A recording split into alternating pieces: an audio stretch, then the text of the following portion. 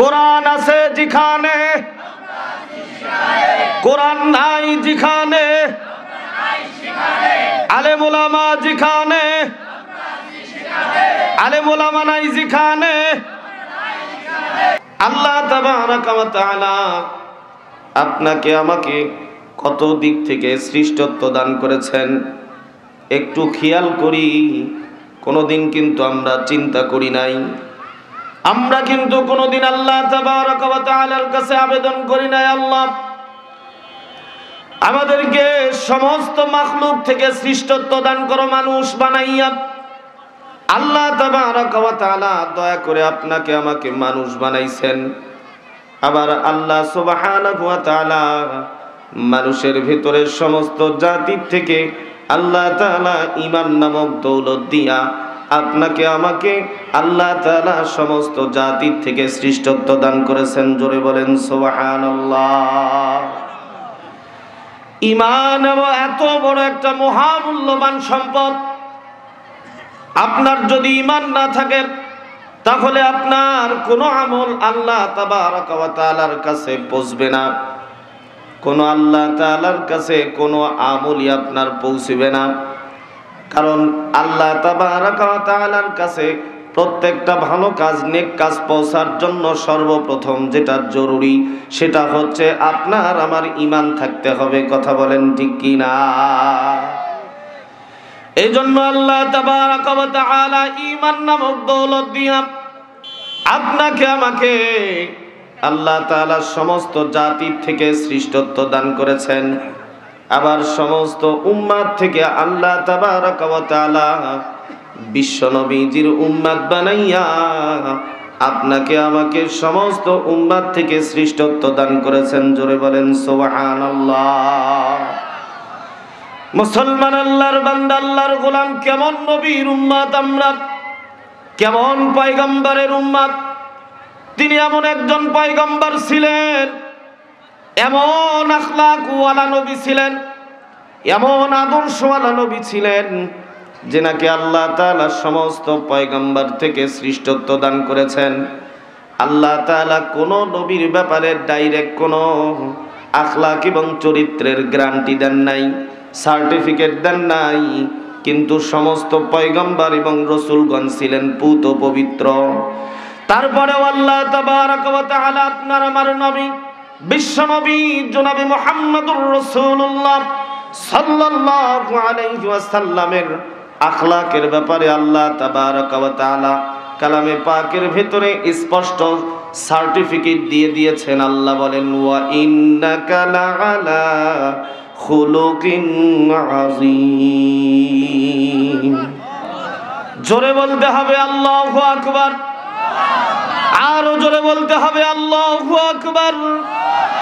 আল্লাহু আকবার কোন দলীয় স্লোগান, আওয়ামী লীগের স্লোগান, বিএনপির স্লোগান, জাতীয় পার্টির স্লোগান না, না না না না। আল্লাহু আকবার কোন দলীয় স্লোগান নয়, এটা হচ্ছে আল্লাহ তাবারাকা ওয়া তাআলার নাম, যিনি সার্বভৌমত্বের মালিক, আসমান এবং জমিনের মালিক, দুনিয়া এবং আখিরাতের মালিক, যিনি বিচার দিনের মালিক। তিনার নাম নিতে আমাদের বখিলতা করা যাবে না। কথা বলেন ঠিক কি না? আর কালামে পাকের তেলাওয়াত যখন হবে, তেলাওয়াত শোনার সঙ্গে সঙ্গে আল্লাহর যেই বান্দা আল্লাহু আকবারের আওয়াজ দিয়ে দিবে তার জন্য দুইটা ফায়দা রয়েছে। হাদিস সাক্ষী দেয় এবং কালামে পাক সাক্ষী দেয়। আল্লাহ তাবারাকা ওয়া তাআলা যেই বান্দা কালামে পাকের তেলাওয়াত শোনার পরে জোরে আওয়াজ দিয়ে আল্লাহু আকবার বলবে, আল্লাহ তাবারাকা ওয়া তাআলা তার জীবনের সগীরা গুনাহগুলি মাফ করে দেবেন। জোরে বলেন সুবহানাল্লাহ।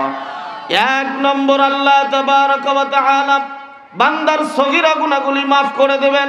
দুই নম্বর আল্লাহ তাআলা বান্দাদেরকে লক্ষ্য করে বলেছেন যারা কোরআন তেলাওয়াত করবে এবং শুনবে এবং আল্লাহু আকবারের আওয়াজ জোরে বুলন্দ আওয়াজে বলবে, আল্লাহ তাআলা তাদের ঈমানের ভিতরে বুলন্দ করে দেবেন, ঈমান বৃদ্ধি হয়ে যাবে, ঈমানের ভিতরে মজবুতি বেড়ে যাবে, তরাক্কি বেড়ে যাবে। জোরে বলেন সুবহানাল্লাহ। وإذا تليت عليهم آياته زادتهم ঈমানা। এই হলো আল্লাহু আকবার। হাই রে হাই, মনে হয় 3 মাস হলে রোজা আছেন, কথা কন না কেন? না মনে করতেছেন পরিচিত হুজুর আমাদের পাশের এলাকায় থাকে, পাশেই থাকে, আর আমাদের গ্রামেও থেকে গেছে, এই বোয়ালমারি, এই হুজুরের ওয়াজে আবার অত জোরে আল্লাহু আকবার কোয়া লাগবি? বাহিরের হুজুর আসুক, তারপরে আল্লাহু আকবারের আওয়াজ দেখায় দেব, তাই মনে করতেছেন নি?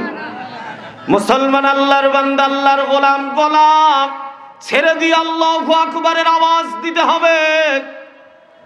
যখন কোন দলীয় মিছিল হয়, মিটিং হয়, 1 কাপ লাল চা খাইয়া এত জোরে চিল্লানি মারি, হাই রে হাই, গলা ফাটিয়া যায়।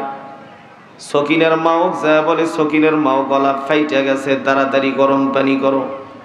এখন বাড়িতে আল্লাহর বান্দি খেপে গিয়ে বলে, মনে হয় কত্তা কাম করে আসছে 12টার সময় আমাকে বিরক্ত করার জন্য। কথা বলেন ঠিক কিনা? না আছে দুনিয়ার ফায়দা, না আছে পরকালের ফায়দা, কিন্তু আল্লাহু আকবারের আওয়াজ।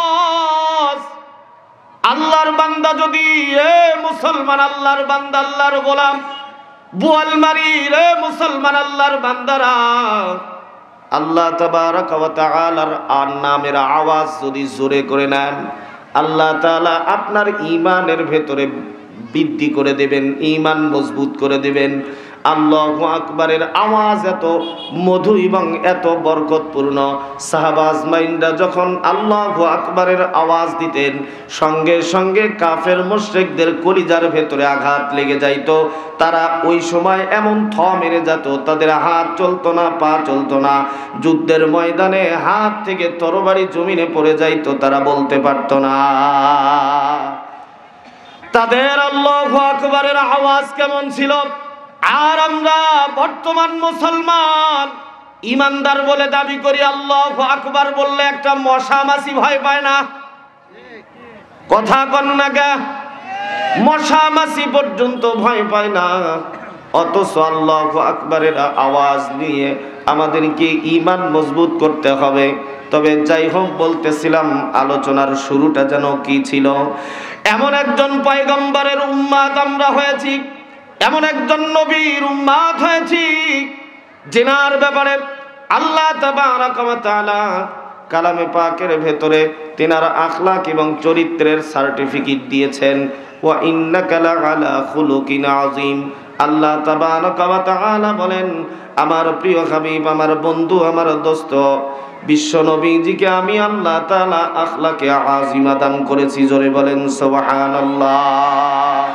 বলে আখলাকে আযীমা কাকে বলে? আখলাক 3 প্রকার। আমি বিস্তারিত ব্যাখ্যায় যাব না, লম্বা সময়ের প্রয়োজন। আখলাক 3 প্রকার। এই 3 প্রকার আখলাকের ভেতরে সর্বোৎকৃষ্ট মানের আখলাক হইতেছে আখলাকে আযীমা। আর সেই আখলাকে আযীমা দিয়েছেন আপনার আমার নবী, বিশ্ব নবী জনাবে মুহাম্মদুর রাসূলুল্লাহ সাল্লাল্লাহু আলাইহি ওয়াসাল্লামকে আল্লাহ তাআলা আখলাকে আযীমা বলে নবী বানায়া দিয়েছেন। মুসলমান চিৎকার দিয়ে বলেন সুবহানাল্লাহ। উহুদের ময়দানে সমস্ত সাহাবীরা যুদ্ধে, দামামার যুদ্ধে লড়াই চলতেছে, সবাই যুদ্ধে ব্যস্ত সময় কাটাচ্ছেন। ইতিমধ্যে ইতিহাস আপনাদের জানা, লম্বা কথা বলবো না।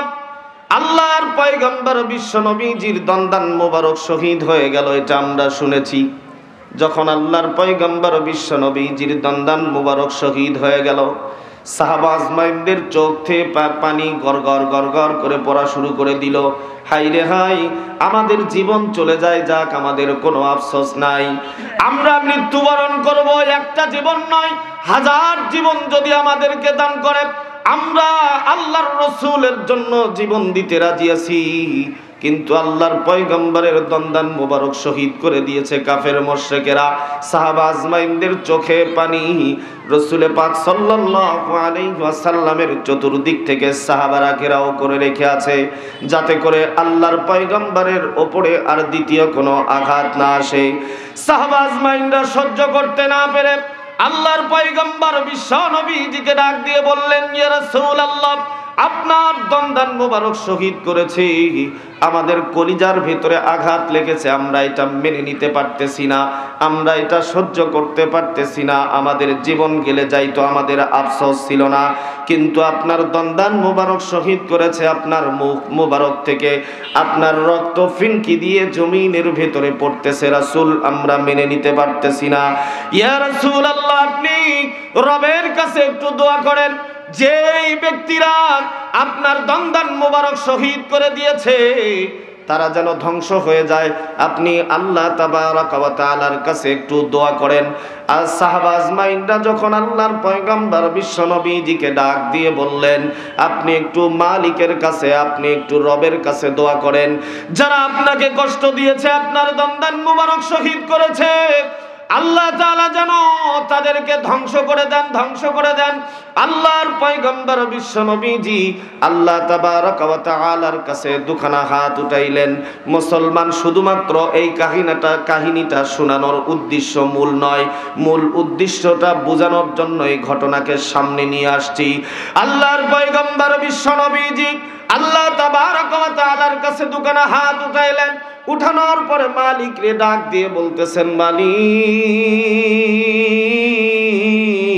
ওগো মালিক, আল্লাহ তোমার বান্দারা না বুঝে না জেনে আমি রসুলের দন্দান মোবারক শহীদ করে দিয়েছে। আল্লাহ, ওরা তো জানে না, ওরা তো বোঝে না আমার কদর, আমার মূল্য তারা বোঝে নাই, যদি বুঝতো তাহলে আঘাত করতো না। আল্লাহ, আমি তোমার কাছে দোয়া করি, আল্লাহ তাদেরকে তুমি খাস হেদায়েত দান করে দাও। জোরে বলেন সুবহানাল্লাহ।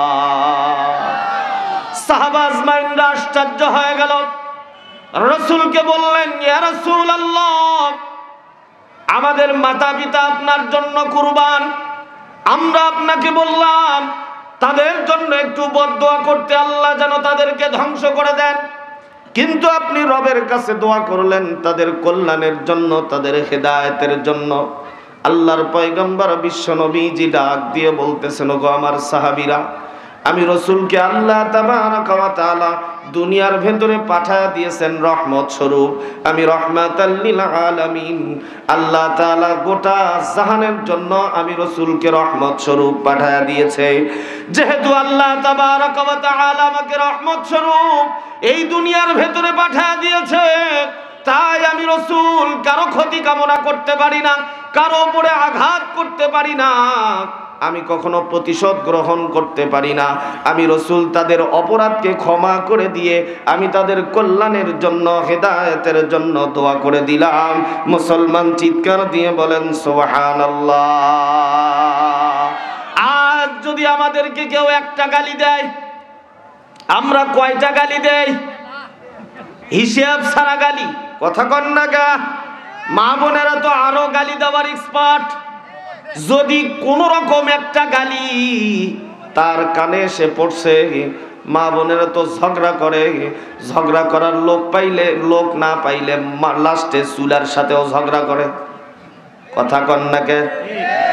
ঝগড়া করার লোক না পাইলে, মানুষ না পাইলে চুলার সাথে ঝগড়া করে, যদি একটু নড়াচড়া করে চুলাতেও বাড়ি মারে। কথা শোনে না? কথা কন না গা? একটা গালি দিলে আমরা 10টা গালি দেই, একটা থাপ্পড় মারলে আমরা 10টা থাপ্পড় মারি। যিনি দুনিয়ার ভেতরে সৃষ্ট মানব, যিনার উপরে কোনো ব্যক্তির সম্মান নাই, যিনার উপরে কোনো ব্যক্তির স্থান নাই, একমাত্র সৃষ্ট ব্যক্তি তামাম দুনিয়ার জন্য আল্লাহ তাবারাক ওয়া তাআলা যেনাকে রহমত স্বরূপ পাঠায়া দিয়েছেন, তিনার দন্দান মোবারক শহীদ করে দেওয়া হয়েছে। তারপরেও তিনি কখনো তাদের ব্যাপারে বদদুয়া করেন নাই, তাদের ব্যাপারে আঘাতের এবং প্রতিশোধের চিন্তা করেন নাই, তাদেরকে মাফ করে দিয়ে আল্লাহ তাবারাক ওয়া তাআলার কাছে তাদের জন্য হিদায়াতের দোয়া করেছেন। জোরে বলেন সুবহানাল্লাহ। মুসলমান চিৎকার দিয়ে বলেন সুবহানাল্লাহ। এই জন্য তিনি আখলাকে আজিমাওয়ালা, সর্বোৎকৃষ্ট আখলাকে আজিমাওয়ালা নবী, সেই বিশ্ব নবীজির উম্মাত হিসেবে আপনাকে আমাকে এই দুনিয়ার জমিনে পাঠায় দিয়েছে। এই জন্য আমরা খুশি না বেজার? কারা কারা বেজার হাত তুলে দেখান, হাত তোলে বাবা। দেখেন, ওয়াজ শুনতে শুনতে তাল হারালে চলবে না, খেয়াল করে শুনতে হবে। এই জন্য আমি বারবার ওয়াজের মধ্যে বলি, খুব খেয়াল করে কথাগুলি শুনতে হবে, মনোযোগ দিয়ে শুনতে হবে, ওয়াজ থেকে শিক্ষা গ্রহণ করতে হবে। কারণ ওয়াজ তো আমরা শুনতেই থাকি। ওয়াজ শোনার পরে ওয়াজ সামিয়ানার ভেতরে রেখে বাড়িতে যাই, এই ওয়াজ আর বাড়ি পর্যন্ত আমাদের যায় না। কথা কন না কেন? বাড়ি পর্যন্ত ওয়াজ যায় না, বলে দূর যে জায়গার ওয়াজ ওই জায়গায় রেখে যাই। অত ঠেকা পড়েনি, ওই বোয়ালমারি পশ্চিম পাড়ার ওয়াজ হয়েছে, সেই ওয়াজ আবার বাড়িতে নিয়ে আসবো। যে জায়গার ওয়াজ সেই জায়গায় থাক, বাড়িতে নিয়ে যাওয়ার দরকার নাই। এখন ওয়াজ তো সবাই পায় কিনা? মূর্খ মানুষও এখন মুফতি সাহেবের অভাব নাই। চার দোকানত দেখবেন সবাই মানে ফতুয়া দেয়। হাই রে, ফতুয়ার হিসেব নাই। যদি একজন মাসলা জিজ্ঞেস করে, মাসলা জিজ্ঞেস করা শেষ, 10-12 জন একসাথে উত্তর দেয়। জীবনে মাদ্রাসার বারান্দা দিয়ে যায় নাই। কথা কন না, আছে না নাই? মৌলবীগিরের দরকারই পড়ে না। শুধু মৌলবী যদি পাশে থাকে, তার খালি কয় হুজুর ঠিক নয়, মানে হুজুর ও মাসলার ঠিক না ব্যাঠিক সেটা বলবে, মাসলা দেবে ওই ব্যক্তি, আর হুজুর খালি জায়েজ করে দিবি, হুজুর ঠিক না ব্যাঠিক সেটা কর। কেউ উঠলেও তুমি কও হুজুরক লাগে কে? কথা কন ঠিক না ব্যাঠিক। মুসলমান আল্লাহর বান্দা, এই জন্য খুব সাবধানতা অবলম্বন করতে হবে। খুব গুরুত্বপূর্ণ কথা বলবো।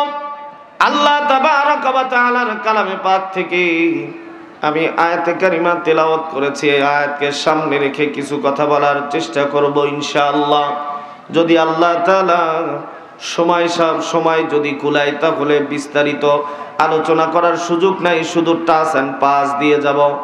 আল্লাহ তাবারক ওয়া তাআলা কালামে পাকের ভেতরে বলেন, আল্লাহু ওয়ালিয়ুল্লাযীনা আমানু ইখরিজুহুম মিনাজ-যুলুমাতি ইলান-নূর। 2-3 জন বলে, আরগুলো বলে না। সাপ রাশির মতো মুখখান বন্ধ করে রাখে। হাই রে হাই, আল্লাহর নাম নিতে এত বখিলতা করে মানুষ। জোরে কর না কে আল্লাহু আকবার, আরো জোরে কর আল্লাহু আকবার। মনে আসেনি আল্লাহর পয়গম্বর বিশ্ব নবীজি হাতের ভেতরে তরবারি ওই কাফেরের গলার ভেতরে লাগায় দিয়া এবার বলতেছে, কাফের বলো, ওগো আল্লাহর নাফরমান, বলো এবার আমার হাত থেকে, আমি রাসূলের হাত থেকে তোমাকে বাঁচাবে কে? এইদিকে কাফেরের শরীর তো এমনিতেই কাঁপনি শুরু হয়ে গেছে। আল্লাহর পয়গম্বর বিশ্ব নবীজির হাতের ভেতরে যখন তরবারিটা যখন ওর গলার ভেতরে লাগায় দিয়েছে, অবস্থা কি হবে একটাবার চিন্তা করে দেখেন। পুরা শরীরের কাঁপুনি সৃষ্টি হয়ে গেছে, আবার শরীরটা ঘেমে পুরা শরীরের কাপড় ভিজে যাচ্ছে, আর ভয়ে আতঙ্ক হয়ে গেছে। আমি তো মুহাম্মদকে হত্যা করতে চেয়েছিলাম, এখন তো আমার বাঁচার কোনো উপায় নাই, আশেপাশে আমার পরিচিত কেউ নাই, এখানে কেউ আমাকে বাঁচাবে এমন কোনো মানুষও নাই। যারা আশেপাশে আছে তারা তো সবাই আল্লাহর রাসূলের সঙ্গী, মুহাম্মাদের আপনজন, মুহাম্মাদের সঙ্গী। তারা তো আমাকে বাঁচাবে না, বরঞ্চ আমাকে হত্যা করতে তারা চেষ্টা করবে। এখানে বাঁচানোর মতো কেউ নাই। ভয়ে আতঙ্ক হয়ে গেছেন। আল্লাহর পয়গম্বর বিশ্ব নবীজি ডাক দিয়ে বলতেছেন, বলো এবার আমি রাসূলের হাত থেকে তোমাকে বাঁচাবে কে? যখন দেখলেন কেউ নাই আশেপাশে, এদিক সেদিক তাকাইলেন। তাকানোর পরে আল্লাহর রাসূল সাল্লাল্লাহু আলাইহি ওয়াসাল্লামকে ডাক দিয়ে বললেন, ওগো আল্লাহর নবী মুহাম্মাদুর রাসূলুল্লাহ, আমাকে এখানে বাঁচানোর মতো কেউ নাই, আপনজন কেউ নাই। এখানে যদি আমাকে কেউ বাঁচাইতে পারে তা হলো একমাত্র আপনি। আপনি ছাড়া আমাকে বাঁচানোর মতো এই জায়গার ভেতরে কেউ নাই। মুসলমান আল্লাহর বান্দা, আল্লাহর পয়গম্বর বিশ্বনবী তরবারিটা তার গলা থেকে টান দিলেন। টান দেওয়ার পরে আল্লাহর নবী ওই কাফেরকে ডাক দিয়ে বলতেছেন, যাও, তুমি তো আমাকে হত্যা করতে চেয়েছিলে, আমি তোমাকে হত্যা করব না। আমি রাসূল তোমাকে মাফ করে দিলাম, ক্ষমা করে দিলাম। যদিও তুমি অনেক বড় অপরাধ করেছো, আমার তরবারি নিয়ে আমার গলার ভেতরে তুমি ধরেছো আমাকে হত্যা করতা। আমার আল্লাহ তাবারাকা ওয়া তাআলা যদি আমাকে না বাঁচাইতো, না হেফাজত করত, তাহলে তুমি আমাকে হত্যা করে এখান থেকে বিদায় নিতা। তারপরেও আমি রাসূল রাহমাতাল লিল আলামিন, আল্লাহ তাআলা রহমত স্বরূপ আল্লাহ তাআলা দুনিয়ার ভেতরে আমাকে পাঠিয়ে দিয়েছে। আমি প্রতিশোধ গ্রহণ করব না, তোমাকে হত্যা করব না, হত্যা করব না। আমি রাসূল তোমারে মাফ করে দিলাম, মাফ করে দিলাম। জোরে বলেন সুবহানাল্লাহ।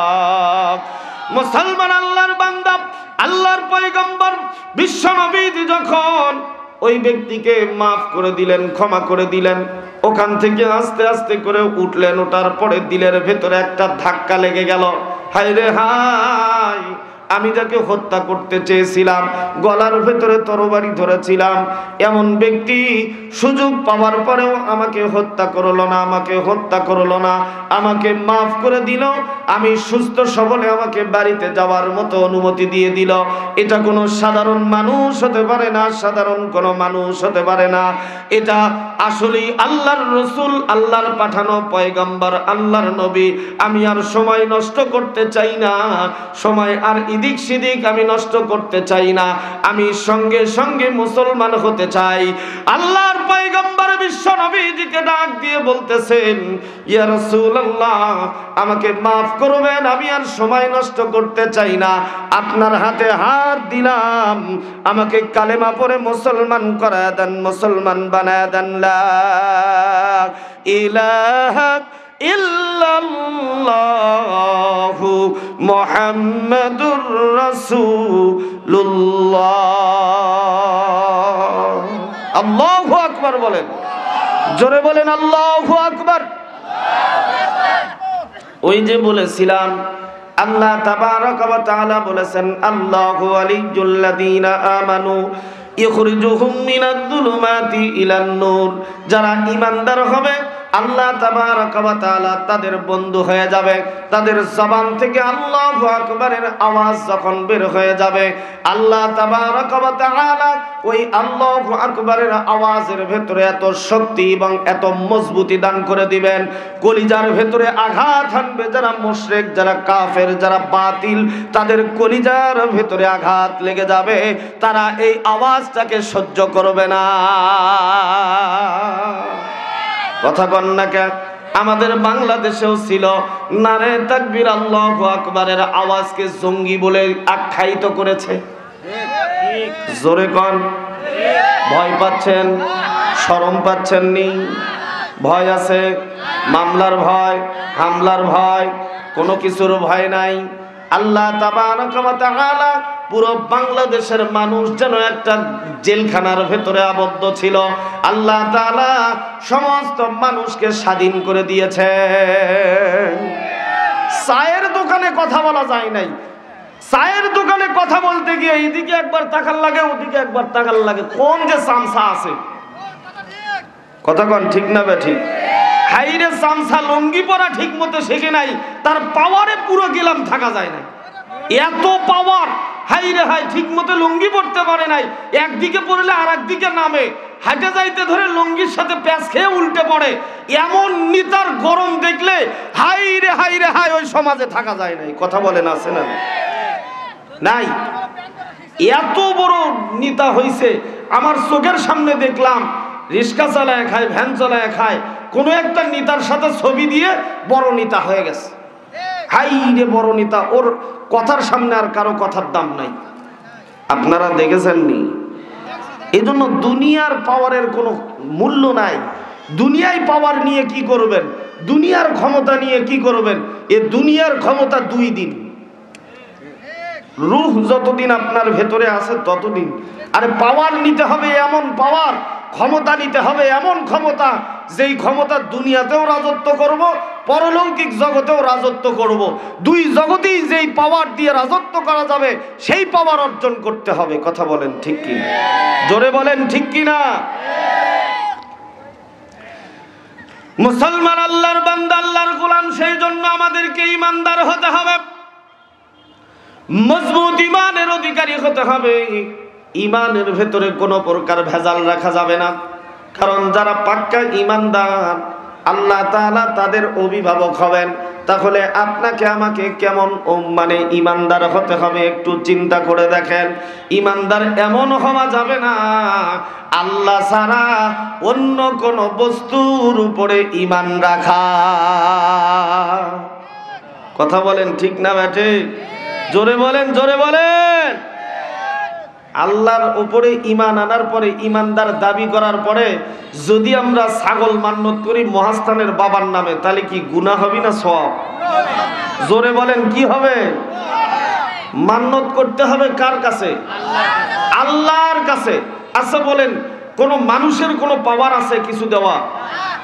হ্যাঁ, আল্লাহ ওয়ালা ইবাদত করে আল্লাহ তাআলার নৈকট্য অর্জন করেছে যারা হক্কানি পীর মাশায়েখ আছেন, যারা বুজুর্গ আছেন, যারা ইবাদত করতে করতে রবের এত সান্নিধ্য অর্জন করেছেন, এত কাছে গিয়েছেন, কিন্তু সেই বলে এমনটা নয় যে তাদের এমন পাওয়ার আছে আমাকে যেটা চাবো সেটাই করে দেবে, এমন পাওয়ার তাদের নাই। কথা বলেন ঠিক কিনা? এ পাওয়ার একমাত্র আল্লাহ তাআলা। কথা বলেন ঠিক না বেঠি? মুসলমান, আল্লাহর বান্দা, এই জন্য নির্ভেজাল ইমানের অধিকারী হতে হবে। ইমানের ভেতরে কোনো প্রকার ভেজাল থাকা যাবে না। ইমান তো আমরা 5 টাকার বিনিময়ে বেচা কিনা করি। সকালে ইমান নিয়ে ঘর থেকে বের হয়ে যাই, বিকালে ইমান হারা হয়ে ঘরের ভেতরে প্রবেশ করি। আমাদের ইমান এত মজবুত যে সকালবেলা যদি একটা সুদখোর আমাকে 1 কাপ চা খাওয়ায়, তার প্রশংসা করতে করতে সারা দিনটা চলে যায়। এত বড় ইমানের পাওয়া। সকালবেলা সুদের চা খাইছি, চা খাইয়া সারাদিন এখন তার প্রশংসা করতেছি। প্রশংসা করতে করতে তার চরিত্র বানায় দিয়েছি ফুলের মতো পবিত্র। কথা কন না কেন? অথচ তার পবিত্র, তার চরিত্র একবারে কুকুরের চাইতেও নিকৃষ্ট। আমাদের সমাজের ভেতরে সুদারু আছে না নাই?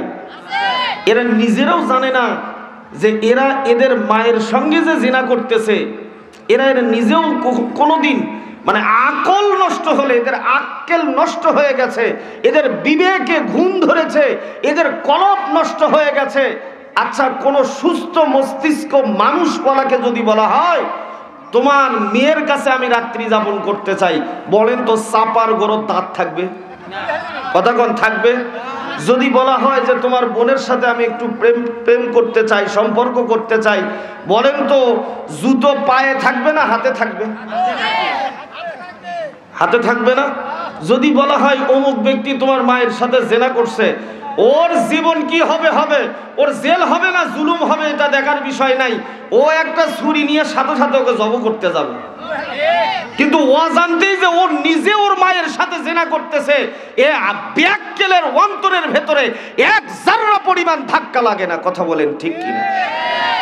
একবার নয়, 2 বার নয়, হাজার হাজার বার মায়ের সঙ্গে জেনা করতেছে, যেটা সমাজে মেনে নেবে না। এই যে ভাইদের অবস্থা তো খুবই খারাপ। চুলের কাটনি, প্যান্টের কাটনি, কত প্রকার কাটনির অভাব নাই। কথা কন, একটা সিরা প্যান্ট মানুষ পড়তে লজ্জা পাচ্ছ। আজ থেকে 20-30 বছর আগে প্যান্টের ভেতরে একটু সিরা হলে সেই প্যান্ট পড়তে লজ্জা পাচ্ছিল যুবকেরা। এখন ভালো প্যান্ট বাড়িতে নিয়ে এসে ব্লেড দিয়ে কাটে। যার প্যান্টের যত তালি, যত জোড়া, যত কাটা, যত ভাটা, তার প্যান্টের মডেলও তত বেশি, সে প্যান্টের আবার দামও বেশি। হুজুর করছে তার প্যান্টের দামও বেশি, ওই প্যান্টের দামও বেশি, মডেলও বেশি, স্মার্টনেসও বেশি। কথা কন না কেন? হাই রে, কোন যুগে এসে পড়লাম, ডিজিটাল যুগে এসে পড়লাম যে সেরা প্যান্টের দাম বেশি। প্যান যদি ছিঁড়ে না থাকে তাকে প্লেট দিয়ে কাটে ছেড়ে। কথা কন ঠিক না বে ঠিক? ভালো প্যানটা কেটে কুটে লাগাই জোড়া তালি, বউ থাকে না হুন্ডার পিছে থাকে মডার্ন শালি। থাকে না মনে হয়? বোয়ালবাড়ির এলাকার মনে হয় থাকে না? থাকে? দুলা ভাইয়ের সাথে শালি ঘোরা কি সুন্নাত? জোরে কর না কে, সুন্নাত নেই? তা দুলা ভাইয়ের সাথে ঘোরা কি জায়েজ না হারাম? ফতুয়া দেন, জায়েজ না হারাম? সবাই বলেন জায়েজ না হারাম? তাহলে এখন বলেন কে কে আছেন যুবক ভাইদের মধ্যে শালিক নিয়ে ঘোরাফেরা করেন? বউ যদি কয় ওগো আমি একটু ঘুরতে যাব অমুক জায়গা নাকি বেড়ানোর জায়গা হয়েছে, সময় নাই। কোন সময় তোমাকে নিয়ে ঘুরবে যাব? সময় নেই, দোকানের ঝামেলা, চাকরির ঝামেলা, ব্যবসার ঝামেলা, ঘোরা মারাইতেছো, সময় না, যাও, বিরক্ত করো না। আর শালি যদি ফোন দেখা দিলা ভাই এরা ঘুরতে না যাবেন, শালি আসো, পকেটে টাকা ভর্তি, যেখানে যাবা সেখানে নিয়ে যাব, এটা মনে হয় সুন্নাত। কথা কন, কথা কন। আরে যাকে নিয়ে ঘোরা সুন্নাত সেটা আমরা ভুলে গিয়েছি। কথা কন। বিবিকে নিয়ে ঘুরতে হবে। আমাদের সমাজ হয়ে গেছে উল্টা।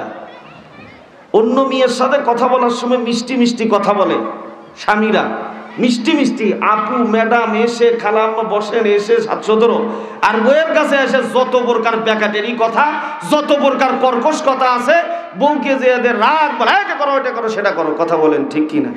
আর আল্লাহর রসুল বিবিদেরকে বলতেছেন বিবি আমি তোমাকে অনেক ভালোবাসি। আল্লাহর রসুল বলেছেন, সুবহানাল্লাহ বলে। বিবিদেরকে বলেছেন বিবি আমি তোমাকে অনেক ভালোবাসি, মানে আমরা যেটা বাংলাদেশে বলি আই লাভ ইউ, এটা আল্লাহর রসুল বিবিদেরকে বলতেন। বলেন আমাদের সমাজের ভেতরে কতজন স্বামী আছে বিবিকে বলে আই লাভ ইউ, আমি তোমাকে ভালোবাসি, তা দূর ওটা তো শরম লাগে। অথচ অন্য মেয়েকে 1000 বার ভালোবাসি বলতে শরমও লাগে না, লজ্জাও লাগে না। কথা কন না কে? আবার বউদেরকে যদি বলা হয় যে স্বামীর সাথে একটু ভালো ব্যবহার করো, হাই রে হাই রে হাই, বন্দুকের গুলির চাইতেও শক্ত কথা। বন্দুকের গুলি লাগলেও এত কষ্ট পাইতো না, এত বেকা কথা বলতে পারে মা বোনেরা। মনে হয় যে নিম পাতার চাইতে আরো কত মানে তিক্ত আছে, মানে যার উপরে তিতা নাই এত তিতা কথা বলতে পারে। অথচ অন্য কোনো ছেলের সঙ্গে অন্য কোনো যুবকের সঙ্গে কথা বলতে কত মিষ্টি, মনে হয় মধুর চাইতে আরো কোনো মিষ্টি থাকলে সেখানে নিয়ে এসে তার সাথে কথা বলবে। কথা বলেন ঠিক কিনা? অথচ মুসলমান আল্লাহর বান্দা সমাজের প্রেক্ষাপট এমন, কিন্তু আল্লাহর পয়গম্বর বিশ্বনবীজি বিবিদের সঙ্গে কাজ করতেন, একসঙ্গে মিষ্টি মিষ্টি ভাষা বলতেন। আল্লাহর পয়গম্বর বিশ্বনবীজি আম্মা জান আয়েশা রাদিয়াল্লাহু তাআলা আনহার রানের উপরে মাথা দিয়ে আম্মা জান আয়েশা রাদিয়াল্লাহু তাআলা আনহার চেহারার দিকে তাকায় রয়েছেন। আম্মা জান আয়েশা রাদিয়াল্লাহু তাআলা আনহা একবার রাসূলের চেহারার দিকে তাকায়, একবার আসমানের চাঁদের দিকে তাকায়, একবার আসমানের চাঁদের দিকে তাকায়, আর একবার রাসূলের চেহারার দিকে তাকায়। আল্লাহর পয়গম্বর বলতেছেন ও বিবি কি হলো তোমার? একবার আমার দিকে তাকাও, একবার চাঁদের দিকে তাকাও, কারণটা কি? বলে দেখতেছি ইয়া রাসূলুল্লাহ আপনি বেশি সুন্দর না চাঁদ বেশি সুন্দর? কিন্তু আমি দেখলাম চাঁদের ভেতরে তাও তো একটু কালিমা দেখা যায়, চাঁদের ভেতরে একটু দাগ দেখা যায়, আপনার চেহারার ভেতরে এক জাররা পরিমাণ কোনো দাগ নাই। জোরে বলেন সুবহানাল্লাহ। আম্মা জান আয়েশা বলেন ওই যে ইউসুফ নবীর জামানায় মেয়েরা ইউসুফ নবীর চেহারা দেখে আঙ্গুল কেটেছিল, ওই বনি ইসরাইলের ওই নারীরা যদি আল্লাহর রসুলের চেহারার দিকে দেখতো, আল্লাহর রসুলের চেহারা মুবারকের দিকে তাকাইয়া তাদের গলা কেটে ফেলে দিত, তারা বুঝতেও পারতো না। জোরে বলেন সুবহানাল্লাহ।